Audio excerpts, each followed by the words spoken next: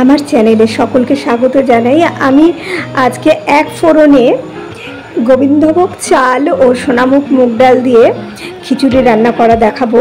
চাল ও ডাল উভয়ই ধুয়ে কিছুক্ষণ ভিজিয়ে রেখেছিলাম এবং গরম তেলে 5 ফোড়ন, শুকনো লঙ্কা অথবা কাঁচা লঙ্কাও দেওয়া যেতে পারে, তেজপাতা দিয়ে চাল ও ডাল দিয়ে ভালোভাবে কষিয়ে জল দিয়ে দিয়েছি। তো দেখতেই পাচ্ছ, কিছুক্ষণের জন্য ঢাকা দিয়ে রাখলাম, মাঝে মধ্যে কিন্তু নাড়াতেও হবে। এবার ঢাকা খুলে দিয়েছি, দেখো কত সুন্দর লাগছে দেখতে, সো ইয়াম্মি।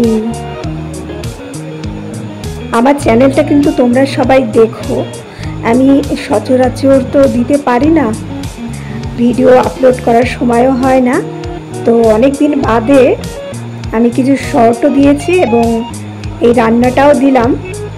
তো আমি আবার কিছুটা বাদাম ভেজে রেখেছিলাম এবং নারকেল কুচি করে সেটাও ভেজে নিয়েছিলাম।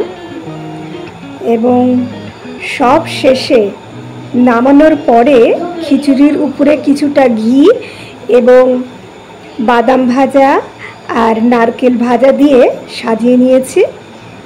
সো ইয়াম্মি, তোমরা কিন্তু ট্রাই করো এবং আমাকে বলো। ধন্যবাদ।